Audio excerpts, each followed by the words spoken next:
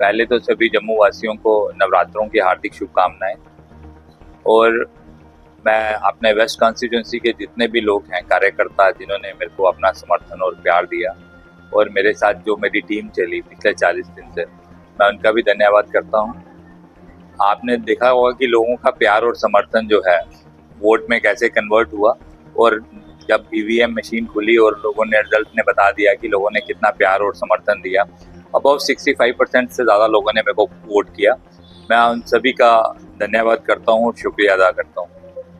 Parliament में EVM में scam नहीं था क्या? ये कांग्रेस जहाँ पे जीत जाती है वहाँ पे ईवीएम में स्कैम नहीं होता, यहाँ पे भारतीय जनता पार्टी जीतती है।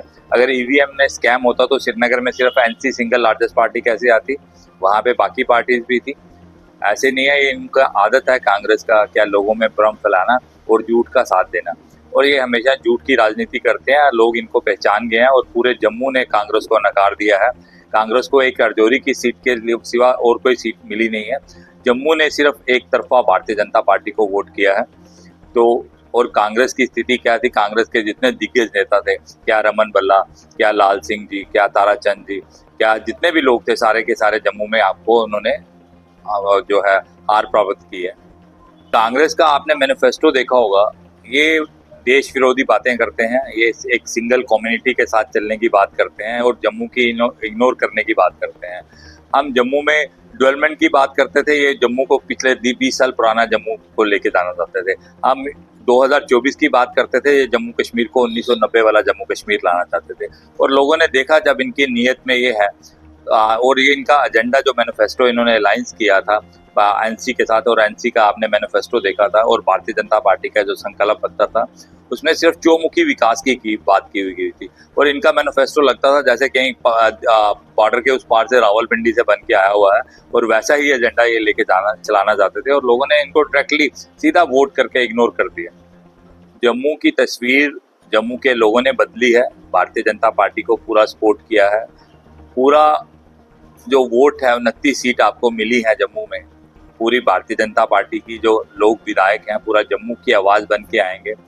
अभी कभी ऐसा नहीं लगेगा कि जम्मू की बात नहीं उठाई गई। अभी 29 लोग हैं, आपके चेहरे भी बदले हुए हैं, सारे युवा हैं, सारे जो सीनियर मोस्ट हैं वो भी एक्सपीरियंस लोग हैं। सब कुछ सीखने का मौका भी मिलेगा, सभी के साथ मिलकर काम करने का मौका भी मिलेगा। मेरा फर्स्ट टाइम है, लेकिन एक अच्छा संगठन में मैंने अच्छा एक्सपीरियंस गेन किया हुआ है। और सब एकजुट होकर जब जम्मू की बात करेंगे तो जम्मू की तस्वीर तो बदलेगी। जम्मू की तस्वीर तो वैसे 2014 के बाद ही बदल गई थी, जब देश के प्रधानमंत्री नरेंद्र भाई मोदी जी आए थे। 2014 से पहले का जम्मू कश्मीर देखो और आज 2024 का जम्मू कश्मीर देखो। लेकिन अब 29 लोग जब असेंबली में एकजुट होकर जम्मू की आवाज़ की बात करेंगे तो जम्मू की तस्वीर भी बदलेगी और जम्मू की तकदीर भी बदलेगी। नहीं, ऐसा नहीं है, जम्मू का कोई भी सपना अधूरा नहीं रहेगा। अगर भारतीय जनता पार्टी ने अगर महाराजा हरि सिंह की छुट्टी का किसी ने अनाउंस किया है तो वो भारतीय जनता पार्टी ने किया है, और अगर विलय दिवस की छुट्टी का ऐलान किया था वो भी भारतीय जनता पार्टी ने किया है। अगर महाराजा का चित्तर लगना था वहाँ पे आपने देखा होगा, जो हमारे मेयर थे कविंदर गुप्ता, उस टाइम उन्होंने लगाना था तो कांग्रेस ने इग्नोर किया था। अगर जम्मू की बात करेगी और डोगरों की कोई बात करता है तो वो भारतीय जनता पार्टी ही करती है।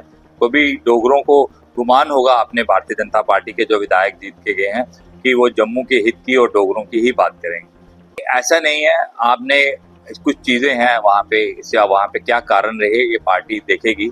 लेकिन रविंदर रैना जी ने पिछले 6 सालों से, मैं भी उनके टीम में काम करता रहा, जितना काम उन्होंने पिछले 6 सालों में किया और जितनी प्रेजेंस लोगों में रही है, कहीं ना कहीं ये चिंता का विषय है क्या कारण रहे।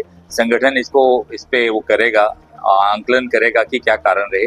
लेकिन रविंदर रैना जैसा व्यक्ति जो एक डोगरों की आवाज़ था और हमारे जम्मू कश्मीर भारतीय जनता पार्टी की आवाज़ थे, उनका हारना मेरे को भी कहीं ना कहीं चिंता का विषय तो बनता है।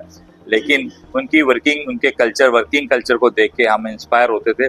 मैं भी आज जहाँ पहुँचा हूँ और मैं उनके वर्किंग को देखता था कि 24/7 मैंने उनको देखा कि कभी वो ना थकते थे ना कभी थे। उनकी एनर्जी लेवल वैसे का वैसे बराबर रहता था।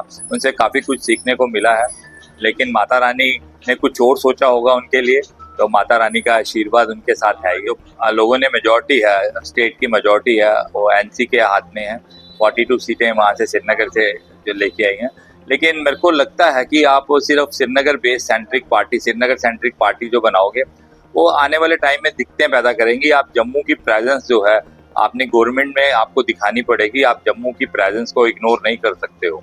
अगर आप इसमें डिवीजन हो गई है दो खित्तों में, श्रीनगर में श्रीनगर वाली पार्टी, जम्मू में भारतीय जनता पार्टी, लेकिन कहीं ना कहीं हमारे हाई कमांड और कुछ लोग इस विषय के बारे में सोचेंगे कि जम्मू की डिवीजन ना होके जम्मू कश्मीर है एक यूनिट की तरह चले, इसकी चिंता की जाएगी। देखते हैं आने वाले टाइम में क्या होता है। कोई डोगरों को कोई घाटा नहीं होगा, डोगरों की आवाज है, जो हमारे 29 विधायक हैं वो पूरी डोगरों की आवाज है, डोगरों को किसी चीज की कोई कमी नहीं आएगी। हमारा देश का नेतृत्व ऐसे व्यक्ति के पास है, हमारे ऐसे प्रधानमंत्री हैं जो पूरे 144 करोड़ लोगों की बात सोचते हैं, तो इसमें डोगरों को इग्नोर किया जाएगा ऐसा कुछ है नहीं है।